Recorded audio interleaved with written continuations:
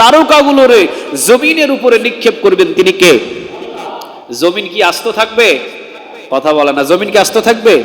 ওয়াইদাল জিবালু সুইরাত, আল্লাহ বলছেন পাহাড়গুলোকে আমি তুলার মতো করে উড়াবো জমিনের ভিতরে।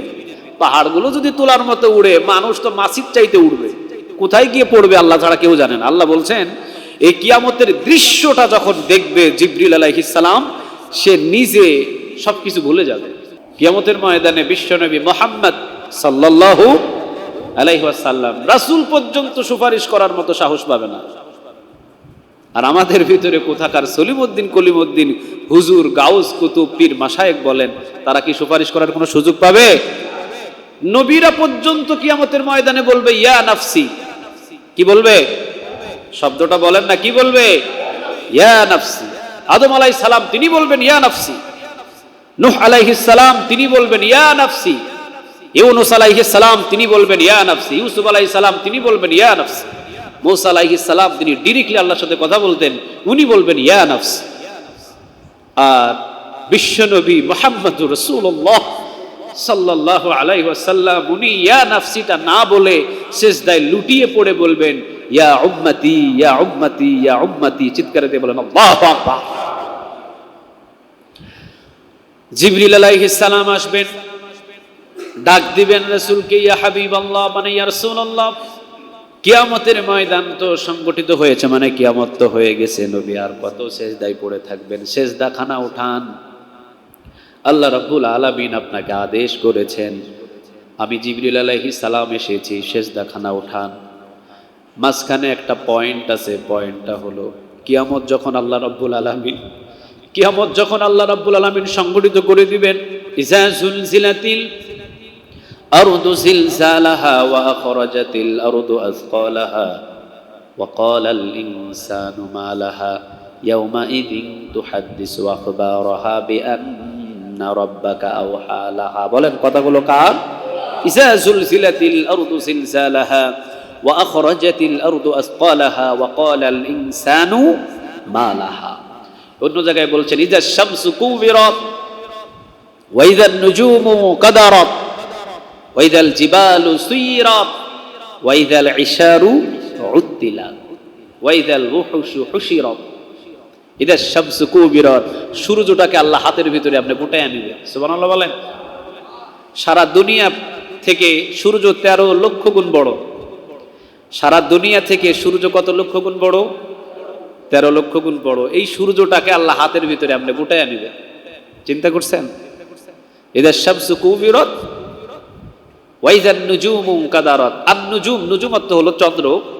আল্লাহ বলেন চন্দ্রগুলোকে ঠাস ঠাস ঠাস ঠাস করে জমিনের উপরে নিক্ষেপ করা হবে।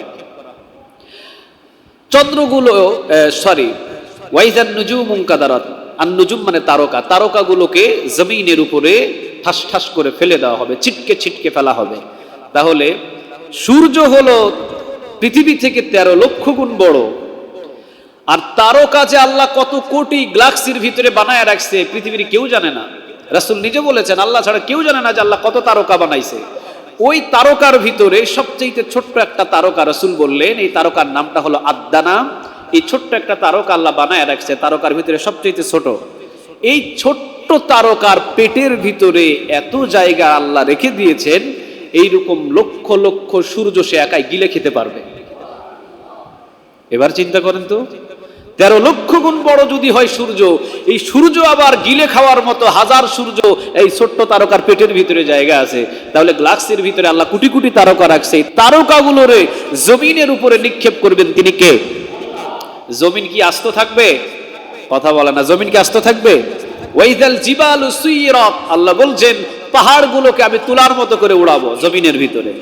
পাহাড়গুলো যদি তুলার মতো উড়ে, মানুষ তো মাছির চাইতে উড়বে, কোথায় গিয়ে পড়বে আল্লাহ ছাড়া কেউ জানেন। আল্লাহ বলছেন এই কিয়ামতের দৃশ্যটা যখন দেখবে জিবরিল আলাইহিস সালাম, সে নিজে সবকিছু ভুলে যাবে। কিয়ামতের ময়দানে যখন আমার রাগ দেখবে, আমি কিয়ামতের ময়দানে যখন কাহারের রূপ ধারণ করব, নবীরা পর্যন্ত আমার রাগ দেখে ইয়া নাফসি ইয়া নাফসি বলবে। যখন আমি জিবরিলকে বলবো যাও আমার রাসূলের কাছে যাও, এবং আমার রাসূলকে অনুমতি দেওয়া হলো সিজদাটা উঠাও এবং আমার কাছে নিয়ে আসো, বিচারের কাজ শুরু করব। কুল হুয়াল্লাহু আহাদ, আল্লাহুস সামাদ, লাম ইয়ালিদ ওয়া লাম ইউলাদ ওয়া লাম ইয়াকুল লাহু কুফুয়ান আহাদ। কুল হুয়াল্লাহু আহাদ মানে আল্লাহ এক, অদ্বিতীয়। সুবহানাল্লাহ বলেন।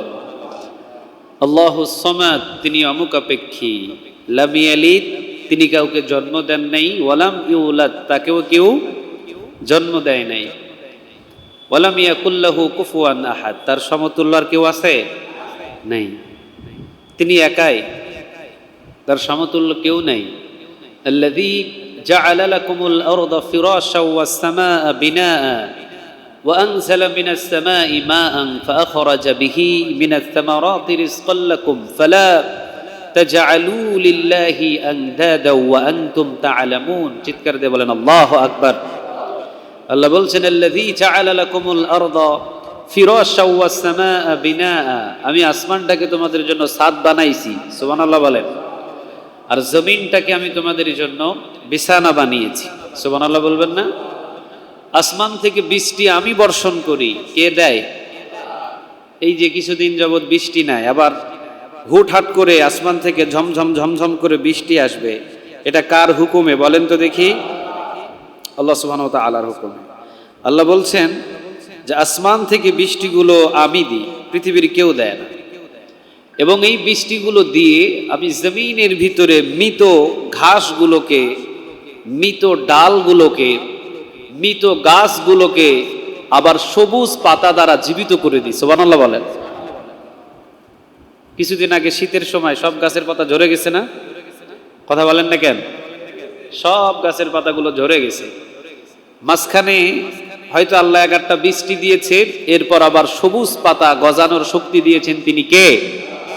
দেখবেন জমিনের ভিতরে ঘাসগুলো পুড়ে সুসির হয়ে যায়। আপনাদের এলাকায় হয় না মনে হয়? আপনাদের এলাকায় হয়?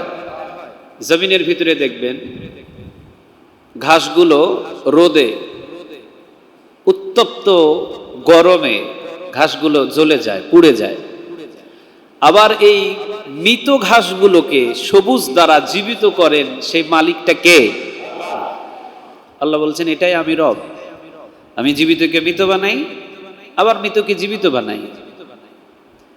তো আমরা তো প্রতিনিয়ত পড়ি মিনহা খলাকনাকুম ওয়া ফিহা নুঈদুকুম ওয়া মিনহা নুখরিজুকুম তারাতান উখরা। আমরা এগুলো জানি সব, কিন্তু মানতে আমাদের কষ্ট হয়। আল্লাহ বলছেন আসমান থেকে বৃষ্টি আমি দিই, মৃত ঘাসগুলোকে জীবিত আমি করি, এবং এই ঘাসগুলো দ্বারায় আবার আমি প্রাণীদের রিজিকের ব্যবস্থা করি। সুবহানাল্লাহ বলেন। আমি এমনভাবে রিজিকের ব্যবস্থা করি যেটা তোমাদের কল্পনার বাহিরে, তোমাদের কল্পনা আসবে না। আমি এক লাউ গাছের বিচি থেকে 1000 লাউ জন্ম দিতে পারি। সুবহানাল্লাহ বলেন। একটা লাউ গাছের চারা হতে কয়টা বিচি লাগে? বলেন কয়টা লাগে? একটা লাউ গাছের বিচি, ছোট্ট বিচি থেকে একটা আমি গাছ বানাই, আর একটা গাছ থেকে আমি হাজার হাজার মন লাউ খাওয়াই। সুবহানাল্লাহ বলবেন না? তা আল্লাহ বলছেন এগুলো সব আমার। আমি কিভাবে মানুষের রিজিক দিব এটা কল্পনাবিহীন, মানুষ এটা বলতে পারবে না। আবার আল্লাহ বলছেন আল্লাহুল্লাযী খালাকাস সামাওয়াতি ওয়াল আরদা ওয়া মা বাইনাহুমা ফি সিত্তাতি আইয়ামিন সুম্মা ইসতাওয়া আলাল আরশ। আল্লাহ বলছেন এই যে আসমান, বিশাল আসমান এবং এই জমিন, এগুলো আমি মাত্র 6 দিনে বানাইছি। সুবহানাল্লাহ বলেন। কয় দিনে? 6 দিনে। তো আল্লাহ বলছেন যে আমাকে তোমাদের চেনা দরকার, যে আমি কেমন তোমাদের রব, এটা অবশ্যই তোমাদের চেনা দরকার। আমাকে যদি না চিনো তাহলে আমার ইবাদত করতে তোমাদের ভালো লাগবে না। মানুষের সাথে যখন চিন পরিচয় হয় তখন কথা বলার সুযোগ আসে। চিন পরিচয় নাই, ওই মানুষের সাথে কি আমাদের মহব্বত হয়? আপনি যারা চিনেন না তাহলে কি বলেন ভাই বসে 1 কাপ চা খান? এটা কি আপনারা বলেন? চিন পরিচয় যখন হয়ে যায় তখন তাকে রিকোয়েস্ট করা হয়, ভাই বসেন 1 কাপ চা খান। বলে যে না, চা খাবো না। তাহলে বাসায় একদিন দাওয়াত নেন। কোন দিন আসবেন আমাকে বলেন, আপনার জন্য 4টা ডাল ভাতের আয়োজন করি। এই যে মহব্বত যার সাথে হয় তার সাথে চা খাওয়া, ডাল ভাতের ব্যবস্থা করা, মহব্বতে যদি না থাকে তো তারে কেন দাওয়াত দিব আমি?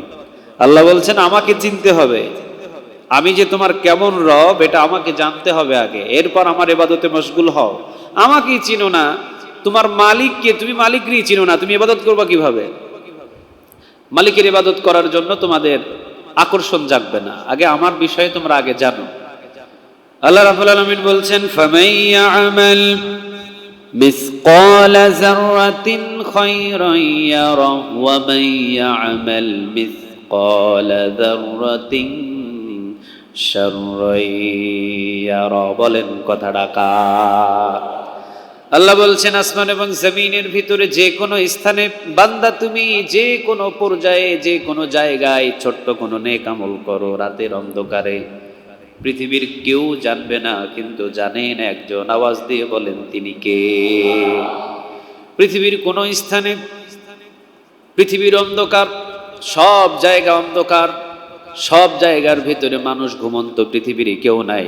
অন্ধকারের ভিতরে চুপি চুপি তুমি ছোট্ট একটা গুনাহ করে ফেলেছো, এই গুনাহের খবরটাও পৃথিবীর কেউ জানে না, এই গুনাহের খবরটাও টের পায়। আওয়াজ দিয়ে বলেন তিনি কে? আল্লাহ বলছেন আমি এমন রব। আগের পরিচয়, আমি ছাড়া কোনো ইলাহা নাই, আমাকে কেউ জন্ম দেয় নাই, আমি কারো কাছ থেকে জন্ম নিই নাই। এরপরে বলছেন আমার ক্ষমতা সম্পর্কে তোমরা জানো যে আমি জীবিতকে মৃত বানাই, আবার মৃতকে জীবিত বানাই। সুবহানাল্লাহ বলেন। এরপরে আবার বলছেন বিশাল আসমান, বিশাল জমিন খুঁটিবিহীন মাত্র 6 দিনে আমি বানিয়ে ফেলেছি। সুবহানাল্লাহ বলবেন না? আবার আল্লাহ রাব্বুল আলামিন এখানে বলছেন ফামাইয়া'মাল মিসকালা যাররাতিন খায়রান ইয়ারা ওয়া মাইয়া'মাল মিসকালা যাররাতিন শাররান ইয়ারা। যাররা পরিমাণ যদি কোনো নেক আমল করো আমি সেটাও টের পাই, আবার যাররা পরিমাণ যদি কোনো গুনাহের কাজ করো পৃথিবীর কেউ জানে না। যাররা পরিমাণ গুনাহের কাজ করলেও সেটাই আরশে আজিম থেকে টের পান তিনি কে? আল্লাহ কথাগুলো বলছেন আল্লাহু লা, পড়েন আল্লাহু লা ইলাহা ইল্লা হুয়া আল হাইয়ুল কাইয়্যুম লা তাখুযুহু সিনাতুন ওয়ালা নাওম লাহু মা ফিস সামাওয়াতি ওয়া মা ফিল আরদ মান যাল্লাযী ইয়াশফাউ ইনদাহু ইল্লা বিইذনিহি ইয়ালামু মা বাইনা আইদিহিম ওয়া মা খালফাহুম ওয়ালা ইউহিতুনা বিশাইইন মিন ইলমিহি ইল্লা বিমা শাআ ওয়াসি'a কুরসিয়্যুহুস সামাওয়াতি ওয়াল আরদ ওয়ালা ইয়াউদুহু হিফযুহুমা ওয়া হুয়াল আলিয়্যুল আযীম। পড়েন আল্লাহু আকবার। একবার পড়বেন 15 পারা কোরআন তেলাওয়াতের নেক আমলনামায় জমা হয়ে যাবে। একবার পড়বেন তো 15 পারা কোরআন তেলাওয়াতের নেক আমলনামায় জমা করে দিবেন তিনি কে? মান ক্বারা আয়াতাল কুরসি ফি দুবুরি কুল্লি সলাতিন মাকতুবাহ লাম ইয়ামনাহু মিন দুখুলিল জান্নাহ ইল্লা আইয়ামাউ। চিৎকার দিয়ে পড়েন আল্লাহু আকবার। রাসূল বলেন যে ব্যক্তি প্রত্যেক ফরজ নামাজের পরে সালাম ফিরালেন, আসসালামু আলাইকুম ওয়া রাহমাতুল্লাহ, আসসালামু আলাইকুম ওয়া রাহমাতুল্লাহ, নামাজে সালাম ফিরানোর পর একবার পড়বেন আল্লাহু আকবার। কয়বার বলেন দেখি? 3 বার আস্তাগফিরুল্লাহ, আস্তাগফিরুল্লাহ, আস্তাগফিরুল্লাহ। এরপরে রাসূল বলেন যে ব্যক্তি আয়াতুল কুরসি একবার পড়বে। কয়বার? মান ক্বারা আয়াতুল কুরসি ফি দুবুরি কুল্লি সলাতিন মাকতুবা, যে ব্যক্তি একবার আয়াতুল কুরসি পড়বে প্রত্যেক ফরজ নামাজের পরে, মাকতুবা, রাসূল বলেন প্রত্যেক ফরজ নামাজের পরে যে ব্যক্তি আয়াতুল কুরসি পড়বে সে ব্যক্তি সোজা আল্লাহর জান্নাতে চলে যায়। সুবহানাল্লাহ বলেন। মান ক্বারা আয়াতুল কুরসি ফি দুবুরি কুল্লি সলাতিন মাকতুবা লাম ইয়ামনাহু মিন দুখুলিল জান্নাহ, যে ব্যক্তি প্রত্যেক ফরজ নামাজের পরে আয়াতুল কুরসি পড়বে ওই ব্যক্তিটা সোজা জান্নাতে চলে যায়। শুধুমাত্র বাধা হয়ে থাকে ইল্লা আইয়ামাউত, মানে বাধা হয়ে থাকে মৃত্যু, মৃত্যুবরণ করতে দেরি হবে, সোজা জান্নাতে প্রবেশ করাতে দেরি করবেন না তিনি কে?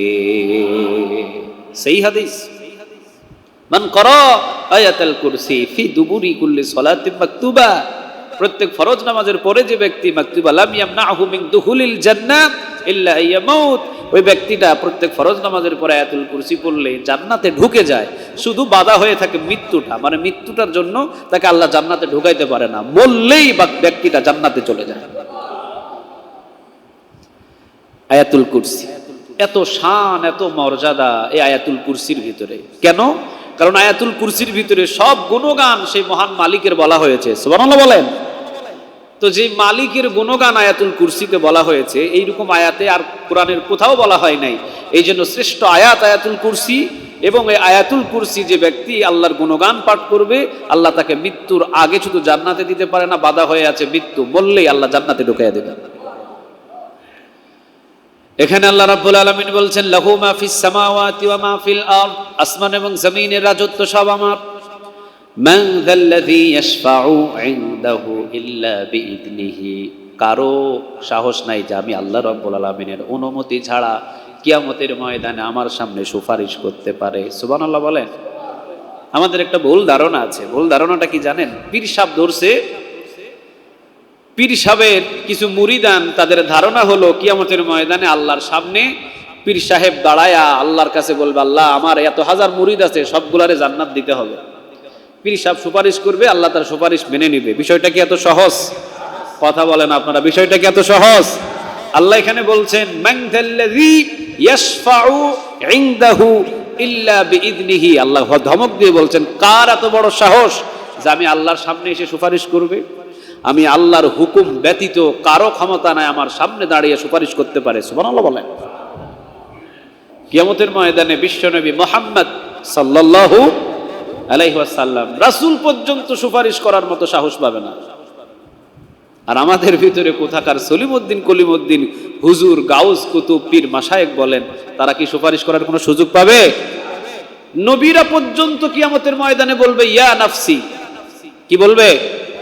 শব্দটা বলেন না, কি বলবে? ইয়া নাফসি। আদম আলাইহিস সালাম তিনি বলবেন ইয়া নাফসি, নূহ আলাইহিস সালাম তিনি বলবেন ইয়া নাফসি, ইউনূস আলাইহিস সালাম তিনি বলবেন ইয়া নাফসি, ইউসুফ আলাইহিস সালাম তিনি বলবেন ইয়া নাফসি, মূসা আলাইহিস সালাম তিনি ডিরেক্টলি আল্লাহর সাথে কথা বলতেন, উনি বলবেন ইয়া নাফসি।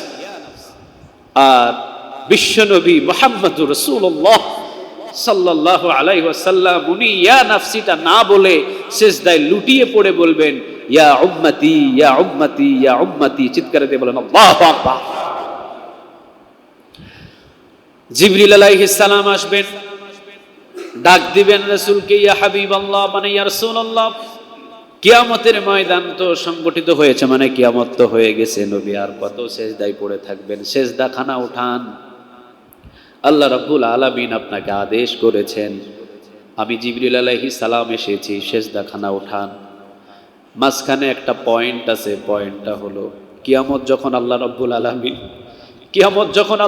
আলামিন সংগঠিত করে দিবেন, ইজা জুলজিলাতিল আরদু জিলজালাহা ওয়া আখরাজাতিল আরদু আযকালাহা ওয়া ক্বালাল ইনসানু মা লাহা ইয়াওমা ইযিন তুহাদ্দিসু আখবারাহা বিআন্না রাব্বাকা আওহা লাহা। বলেন কথাগুলো কার? ইজা জুলজিলাতিল আরদু জিলজালাহা ওয়া আখরাজাতিল আরদু আযকালাহা ওয়া ক্বালাল ইনসানু মা লাহা। অন্য জায়গায় বলছেন ইজা শামসু কুবিরাত ওয়া ইযান নুজুমু কাদারাত ওয়া ইযাল জিবালু সুইরাত ওয়া ইযাল ইশারু উদ্দিলাত ওয়া ইযাল ওহুশু হুশিরাত। ইজা শামসু কুবিরাত, সূর্যটাকে আল্লাহ হাতের ভিতরে আপনি গুটায় নেবেন। সুবহানাল্লাহ বলেন। সারা দুনিয়া থেকে সূর্য 13 লক্ষ গুণ বড়। সারা দুনিয়া থেকে সূর্য কত লক্ষ গুণ বড়? 13 লক্ষ গুণ বড়। এই সূর্যটাকে আল্লাহ হাতের ভিতরে আপনি গুটায় নেবেন। চিন্তা করছেন? ইযা শামসু কুবিরাত ওয়া ইযান নুজুমু কাদারাত। আন-নুজুম, নুজুম অর্থ হলো চন্দ্র। আল্লাহ বলেন চন্দ্রগুলোকে ঠাস ঠাস ঠাস ঠাস করে জমিনের উপরে নিক্ষেপ করা হবে। চন্দ্রগুলো ওয়া ইযান নুজুমু কাদারাত, আন-নুজুম মানে তারকা, তারকাগুলোকে জমিনের উপরে ঠাস ঠাস করে ফেলে দেওয়া হবে, ছিটকে ছিটকে ফেলা হবে। তাহলে সূর্য হলো পৃথিবী থেকে 13 লক্ষ গুণ বড়। আর তারকা যে আল্লাহ কত কোটি গ্যালাক্সির ভিতরে বানায় রাখছে পৃথিবীর কেউ জানে না। রাসূল নিজে বলেছেন আল্লাহ ছাড়া কেউ জানে না যে আল্লাহ কত তারকা বানাইছে। ওই তারকার ভিতরে সবচেয়ে ছোট্ট একটা তারকা রাসূল বললেন, এই তারকার নামটা হলো আদ্দানা। এই ছোট্ট একটা তারকা আল্লাহ বানায় রাখছে, তারকার ভিতরে সবচেয়ে ছোট। এই ছোট্ট তারকার পেটের ভিতরে এত জায়গা আল্লাহ রেখে দিয়েছেন, এইরকম লক্ষ লক্ষ সূর্য সে একাই গিলে খেতে পারবে। এবার চিন্তা করেন তো, 13 লক্ষ গুণ বড় যদি হয় সূর্য, এই সূর্য আবার গিলে খাওয়ার মতো হাজার সূর্য এই ছোট্ট তারকার পেটের ভিতরে জায়গা আছে, তাহলে গ্লাক্সির ভিতরে আল্লাহ কোটি কোটি তারকা রাখছে। এই তারকাগুলোরে জমিনের উপরে নিক্ষেপ করবেন তিনি কে? জমিন কি আস্ত থাকবে? কথা বলে না, জমিন কি আস্ত থাকবে? ওয়াইদাল জিবালু সুইরাত, আল্লাহ বলছেন পাহাড়গুলোকে আমি তুলার মতো করে উড়াবো জমিনের ভিতরে। পাহাড়গুলো যদি তুলার মতো উড়ে, মানুষ তো মাছির চাইতে উড়বে, কোথায় গিয়ে পড়বে আল্লাহ ছাড়া কেউ জানেন। আল্লাহ বলছেন এই কিয়ামতের দৃশ্যটা যখন দেখবে জিবরিল আলাইহিস সালাম, সে নিজে সবকিছু ভুলে যাবে। কিয়ামতের ময়দানে যখন আমার রাগ দেখবে, আমি কিয়ামতের ময়দানে যখন কাহারের রূপ ধারণ করব, নবীরা পর্যন্ত আমার রাগ দেখে ইয়া নাফসি বলবে। যখন আমি জিবরিলকে বলবো যাও আমার রাসূলের কাছে যাও, এবং আমার রাসূলকে অনুমতি দেওয়া হলো সেজদাটা উঠাও এবং আমার কাছে নিয়ে আসো, বিচারের কাজ শুরু করব, জিবরিল আলাইহিস সালাম পর্যন্ত আল্লাহর সামনে বলবে আল্লাহ রাসূল আজকে কোথায় আছে, আপনার ভয় আমি সব ভুলে গেছি। জিবরিল যদি ভুলে যায়, যে জিবরিল আল্লাহ সুবহানাহু ওয়া তাআলার সাথে সব সময়ের জন্য কথোপকথন হয়, জিবরিল আলাইহিস সালাম পর্যন্ত বলবে আল্লাহ আজকে আমি দক্ষিণ উত্তর পূর্ব পশ্চিম সব ভুলে গেছি, আমার কিছু স্মরণ নাই। আল্লাহ আপনি আমাকে রাস্তা বাতায়া দেন, আপনি বলেন আমি কোথায় গেলে রাসূলকে পাবো, আপনি বলে দেন। এবারে কল্পনা করেন জিবরিল যদি এত ভীত হয়ে যায়, আমাদের ওলি আমাদের পীর সাহেব ওখানে আল্লাহর সামনে দাঁড়ায় কি মিছিল নিয়ে আল্লাহর সামনে দাঁড়ায় কি সুপারিশ করার সুযোগ আছে? কথা বলেন না কেন, সুযোগ আছে? জিবরিল আলাইহিস সালাম রাসূলের সামনে যাবেন, মাকামে মাহমুদের সিজদায় পড়ে আছেন নবী, সিজদা থেকে ওঠানোর জন্য রাসূলকে জিবরিল অফার দিবেন, নবী আপনি সিজদা উঠান এবং আপনি চলেন, সিজদার ভিতরে যা যা আপনি বলেছেন সমস্ত কথাগুলো আল্লাহ রাব্বুল আলামিন মঞ্জুর করে নিয়েছে। যা বলেছেন সিজদায় সব কবুল হয়ে গেছে, আপনি সিজদা উঠান এবং চলেন রাসূলের আল্লাহ সুবহানাহু ওয়া তাআলার দরবারে চলেন, বিচারের কাজ শুরু হয়ে যাবে। রাসূল সিজদা উঠাবে না। কোন কোন বর্ণনা এসেছে জিবরিল 3 বার এসে ডাকবেন, রাসূল কোন সিজদা উঠাবেন না। আল্লাহ সুবহানাহু ওয়া তাআলা স্বয়ং এবার হাবিবুল্লাহ বলে, বন্ধু বলে রাসূলকে নরম সুরে ডাক দিবেন। সুবহানাল্লাহ বলে। এতক্ষণ ছিলেন কাহার, রাগান্বিত, ক্রোধ, আল্লাহর রাগ দেখে নবীরা পর্যন্ত নিয়া নফসি করবে, আল্লাহর সামনে দাঁড়ায় বলবে আল্লাহ আমার উম্মতের দরকার নাই, পরিবারের দরকার নাই, তুমি আমারে বাঁচায়া তুমি আমারে মাফ করে দাও। এই নিজের চিন্তা নবীরা করবে। আর কোথাকার আমাদের পীর সাহেব বলেন, ওলি বলেন, আউলিয়া বলেন, ওরা কোথাকায় থাকবে, ওটা কোনো হিসাব থাকবে না। নবীরা পর্যন্ত ইয়া নফসি বললে আল্লাহর সামনে নজরানা পেশ করবে এইভাবে যে আল্লাহ আজকে তুমি আমারে শুধু মাফ করে দাও, আমি আর কারো চিন্তা করি না, আমি আমার কারো চিন্তা ভাবনা আমার মাথায় নেই, তুমি আমারে মাফ করো, আমারে শুধু মাফ করে দাও, এইটাই হবে, আমি কারো সুপারিশ আপনার সামনে করতে চাই না।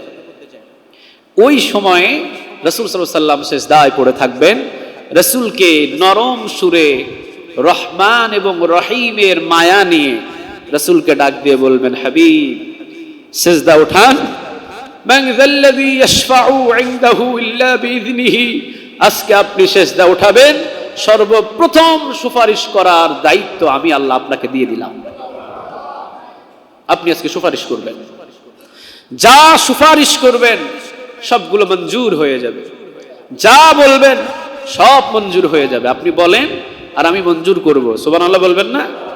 রাসূল সিজদা উঠাবেন, চেহারা দেখে সবাই অবাক হয়ে যাবে। রাসূল এবার সুপারিশ করা শুরু করবেন, আমার কোন উম্মতের নেক আমল দেখা হবে না, নেক আমল না দেখে আপনাকে অনুমতি দিতে হবে, আমি আমার উম্মতদেরকে জান্নাতে নিয়ে যেতে চাই। সুবহানাল্লাহ। আল্লাহ রাব্বুল আলামিন বলবেন হাবিব মঞ্জুর, আপনার কোন উম্মতের নেক আমল আমি দেখব না, যান নেক আমলগুলো বন্ধ রাখেন, যত উম্মতকে প্রয়োজন নেক আমল না দেখায়া বিনা হিসাবে আমি আল্লাহ তাদেরকে মাফ করে দিলাম। এটাকেই বলা হয় নেক আমল না দেখে বিনা হিসাবে জান্নাতে যাওয়া। সুবহানাল্লাহ বলেন। রাসূল এবার উম্মতদেরকে নিয়ে বিনা হিসাবে তাদেরকে নিয়ে জান্নাতের দিকে রওনা দিবেন, ফের পিছে আসবেন, কিছু উম্মতের জন্য সুপারিশ করবেন, কিছু উম্মতদেরকে সুপারিশ করে, চিন্তা করে দেখেন বাংলাদেশের ভিতরে নিয়মটা হলো সরকারি উকিল কি সরকারের পক্ষে কথা বলে না বিপক্ষে কথা বলে? সরকারের পক্ষে যদি সরকারি উকিল কথা না বলে, সরকারের উকিলের কি চাকরি থাকবে? তোমারে ভাতা দিই আমি, বেতন দিই আমি, সবকিছু আমার, আর তুমি সরকারের বিপক্ষে কথা বইলা সরকারি সমস্ত প্লট সমস্ত জমি জমা তুমি পাবলিকরে দিয়ে দিতেছো, তোমার তো চাকরি রাখার কোনো দরকার নেই। তোমার সরকারি বেতন দি মানে সরকারের পক্ষে তোমাকে কথা বলতে হবে। কিয়ামতের ময়দানের নিয়মটা হলো রাসূল হবেন আল্লাহর পক্ষে সরকারি উকিল, কথা বলবেন পাবলিকের পক্ষে। সুবহানাল্লাহ বললেন না? রাসূল আল্লাহর পক্ষের উকিল, রাসূল আল্লাহ সুবহানাহু ওয়া তাআলার নবী, কিন্তু কথা বলবেন আল্লাহর পক্ষে নয়, কথা বলবেন পাবলিকের পক্ষে। সুবহানাল্লাহ বলেন। এই মানযাল্লাযী ইয়াশফাউ ইনদাহু ইল্লা বিইذনিহি, সুপারিশ আল্লাহ রাসূল করবেন। এটা আমার আলাদা আলোচনা, যাক যার পরে যতটুকু বললাম। ইয়ালামু মা বাইনা আইদিহিম ওয়া মা খালফাহুম, এই বিষয়টাই আমি এখানে বোঝাইতে চাইছিলাম। আল্লাহ বলছেন আমি সামনেও যেভাবে দেখি পিছনে কি ঘটে ওইটাও আমি ওইভাবে দেখি। সুবহানাল্লাহ বলেন। আমাদের মসজিদের বাহিরে দাগন ভুইয়া কি হইতেছে এখান থেকে কি আমরা টের পাই? ওই ওয়ালের পিছনে কি হইতেছে এটা কি আমরা টের পাই? আপনার কাতারের পিছন কাতারের মুসল্লি কি করতেছে আপনি কি বুঝতে পারেন? অসম্ভব। আমার পিছনে কি হচ্ছে আমি কি বুঝতে পারি? আল্লাহ বলছেন আমি আল্লাহ সুবহানাহু ওয়া তাআলা সামনে যা হয় সেটাও টের পাই, পিছনে যা হয় সেটাও টের পাই, কোন গর্তের ভিতরে কোনো কিছু হলে এটাও আমি টের পাই। সুবহানাল্লাহ বলেন। আল্লাহ বলছেন সব কিছু আমার সামনে। ওই মালিক বলছেন বান্দা তোমাকে আমি এত বড় আস্ত একজন মানুষ বানাইছি, তুমি তো সাধারণ পিঁপড়াও না, সাধারণ কোনো বালিকণাও না, আমার সৃষ্টির তুলনায় তুমি অনেক ছোট, ঠিক আছে, কিন্তু তোমাকে আমি আশরাফুল মাখলুকাত করে বানাইছি, পৃথিবীর শ্রেষ্ঠত্ব দান করেছি, পৃথিবীর শ্রেষ্ঠ মানুষ হিসাবে বানিয়েছি, আমার কয়েকটা আদেশ নিষেধ মেনে চলার জন্য তোমাকে হুকুম দিয়েছি। এই কয়েকটা আদেশ এবং নিষেধ তুমি মেনে চলবা, আমি আল্লাহ তোমাকে বিনা হিসাবে জান্নাত দান করে দেব। আল্লাহ বিভিন্ন জায়গায় কোরআনে হাদিসে বলেছেন। এরপরে কোনো জায়গায় বলেছেন যে তোমার ভুল হবে, তোমার ত্রুটি হবে, আমি রব সম্পর্কে তো তোমাকে আইডিয়া দিলাম যে আমি তোমার কেমন মালিক, আমি বিশাল আসমান বিশাল জমিন কেমনে বানাইছি, একটা তারকার সাইজ সম্পর্কে তোমাকে ধারণা দিয়েছি, সূর্য সম্পর্কে তোমাকে ধারণা দিয়েছি, তো তুমি ওর চাইতে বেশি বড় প্রাণী না, অতএব ছোট্ট প্রাণী কিন্তু সম্মান অনেক বেশি। কাজেই আমি আল্লাহ সুবহানাহু ওয়া তাআলা তোমাকে আদেশ নিষেধ দেওয়ার মাঝখানেও যদি তুমি কোনো ধরনের ত্রুটি ভুল করে ফেলো, আমি আল্লাহরে বইলো, আমি আল্লাহ মাফ করে দিব। এই রাস্তাটাও রেখে দিয়েছেন। সুবহানাল্লাহ বলবেন না? আল্লাহ রাব্বুল আলামিন বললেন ইয়া আইয়ুহাল্লাযীনা আমানু তুবু ইলাল্লাহি তাওবাতান নাসুহা, বান্দারে গুনাহ যদি হয় ছোট হোক বড় হোক, যদি কোনো গুনাহ হয়ে যায় পৃথিবীর কারো কাছে বলার দরকার নাই, কোনো জায়গায় হাদিয়া তোফা নিয়ে ঘোরার দরকার নাই, কোনো দরবারে গিয়ে রাত জাগরণ করার দরকার নাই, কোনো দরবারে গিয়ে সিন্নি বিতরণ করার কোনো দরকার নাই, কোনো দরবারে গিয়ে গরু মহিষ জবাই করে নারী পুরুষ জিকির মশগুলা করার কোনো দরকার নাই। গুনাহ করেছো তুমি, পৃথিবীর কেউ জানে না, জানি আমি, আসো আমার কাছে বলো, চুপি চুপি আমি আল্লাহ সমস্ত গুনাহ মাফ করে দিব। আল্লাহ রাব্বুল আলামিন এখন সূরা আল ফুরকানের ৭০ নম্বর আয়াতে আরেকটা বার্তা দিচ্ছেন। সুবহানাল্লাহ বলেন তো, আগে একটু আওয়াজ দিয়ে বলেন তো সুবহানাল্লাহ।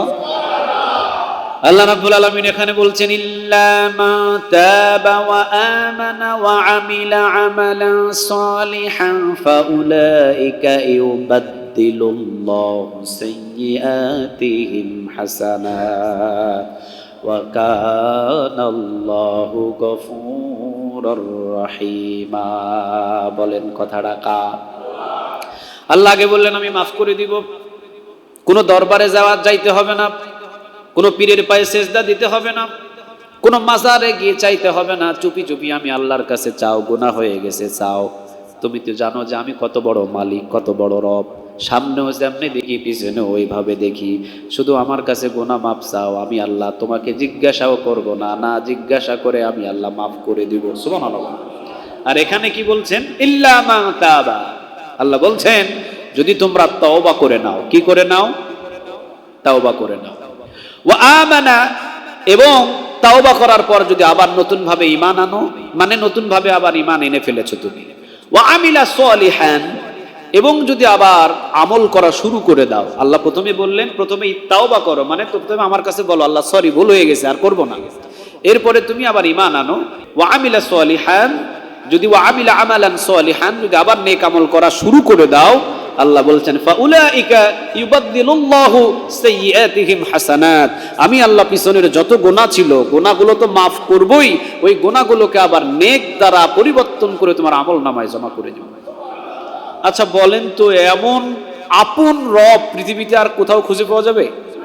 কথা বলেন না কেন? খুঁজে পাওয়া যাবে? খুঁজে পাওয়া যাবে না। বস চাকরি 3 মাস করার পর 10 বছর খবর নাই। 3 মাস চাকরি করছে অফিসে, কয় বছর খবর নাই? 10 বছর খবর নাই। 10 বছর পর এসে আবার ওই বসের কাছে গিয়ে বলতেছে, বস আমারে কি চাকরি দেওয়া যায়? ধরেন যে বসের মাথা টাথা গরম ছিল, 3 মাস ধরে চাকরি করার পর তুই হারাই গেছস, 10 বছর পর আইছস আবার চাকরি করতে, যা তোরে চাকরি দিলাম। এই চাকরি দিলাম বললেই তো আমরা খুশিতে আনন্দ আত্মহারা হয়ে, বস আপনি কি খাইবেন, আপনারে কি দিতাম, ফেরত 10 বছর পর আবার চাকরি ফেরত পাইছি, আমরা আনন্দে আত্মহারা হয়ে যাই।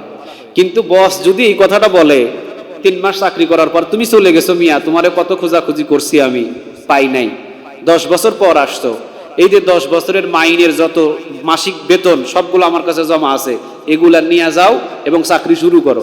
আচ্ছা বলেন তো, খুশির কোনো শেষ থাকবে? আপনারা বলেন না কেন, খুশির কোনো শেষ থাকবে?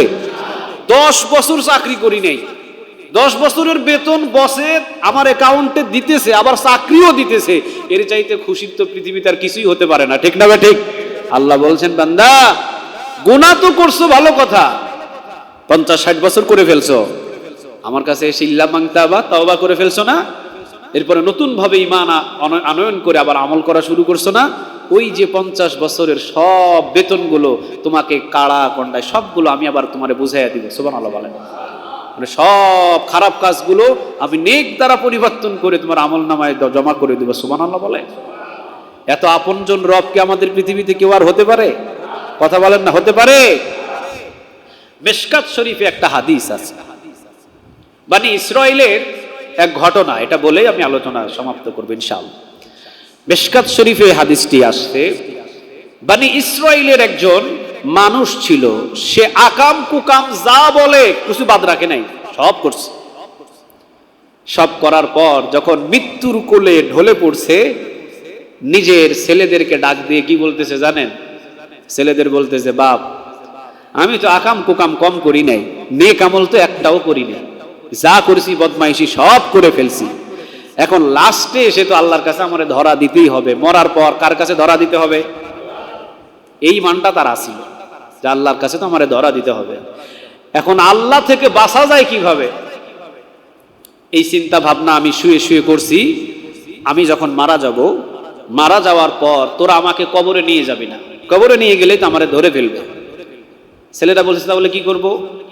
সে বলতেছে যে আমাকে কবরে না নিয়ে আমাকে সর্বপ্রথম আগুনে জলে যাতে বেশি এইরকম তেল টেল লাগাইবি শরীরের ভিতরে, তেল লাগানোর পর লাকড়ি দ্বারা আমাকে আগুনে জ্বালায় দিবি।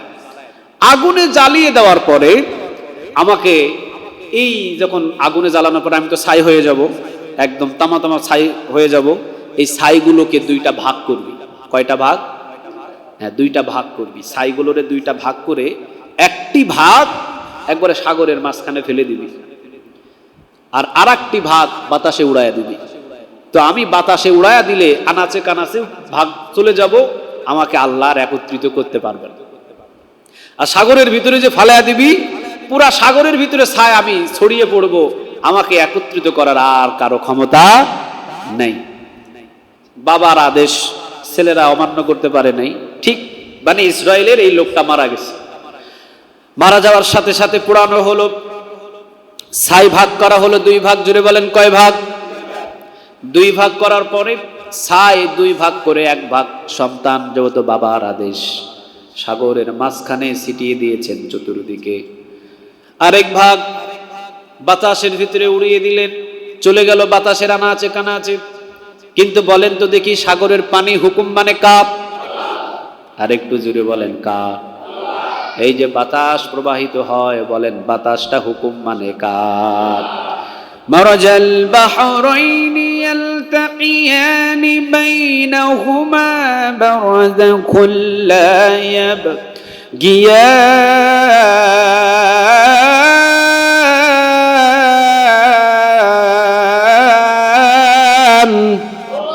একটু জোরে বলেন আল্লাহু আকবার।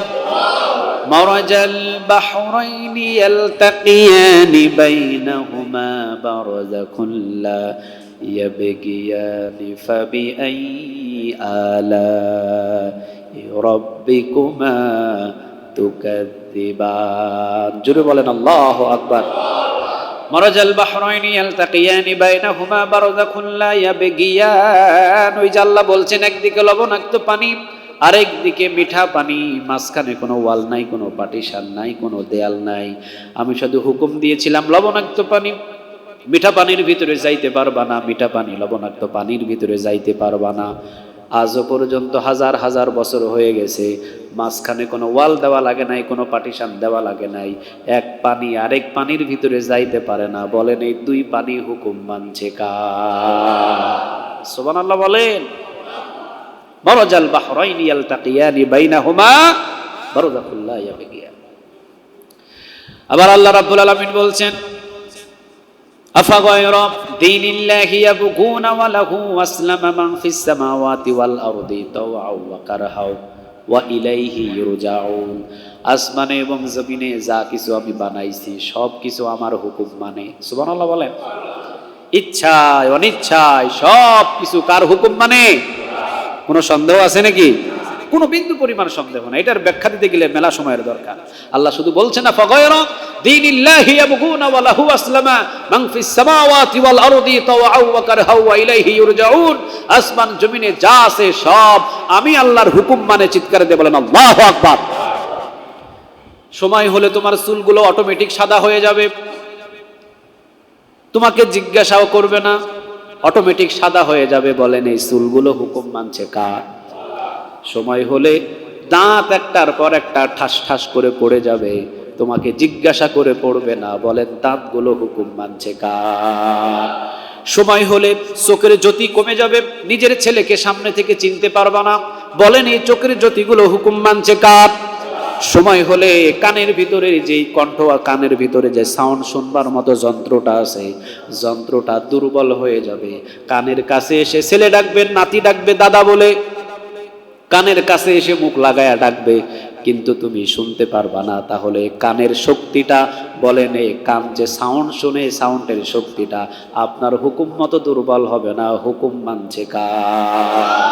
এত সুন্দর চামড়া, এই চামড়াটাকে কুসকুস করে আমি আল্লাহ সুবহানাহু ওয়া তাআলা এমন ভাবে একটা চামড়ার উপর আরেকটা চামড়া উঠায়া দিব, বৃদ্ধ বানায়া দিব, তোমাকে জিজ্ঞাসা করে নয়, ওগুলো আমার হুকুম মতো হবে। সুবহানাল্লাহ বলেন।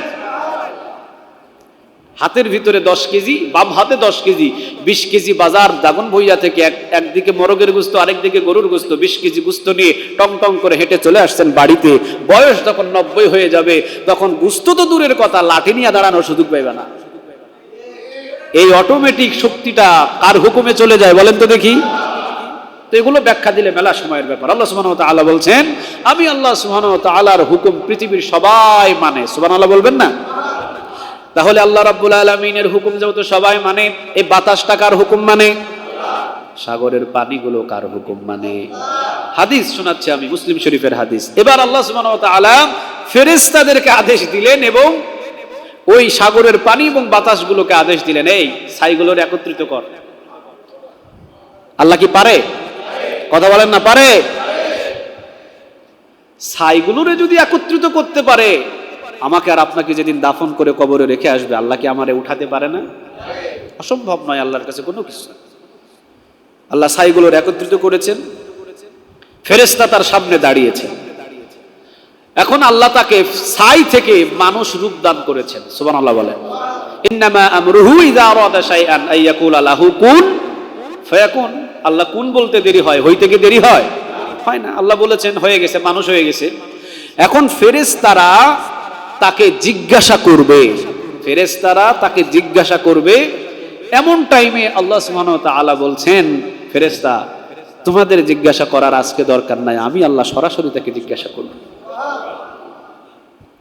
তোমাদের জিজ্ঞাসা করার সুযোগ দিব না, আমি আল্লাহ তাকে সরাসরি জিজ্ঞাসা করব। যাও তোমরা চলে যাও। ফেরেশতারা সাইডে দাঁড়িয়েছে, আল্লাহ সুবহানাহু ওয়া তাআলা তাকে জিজ্ঞাসা করছেন, এই বান্দা তুই চিন্তা করছিলি কি?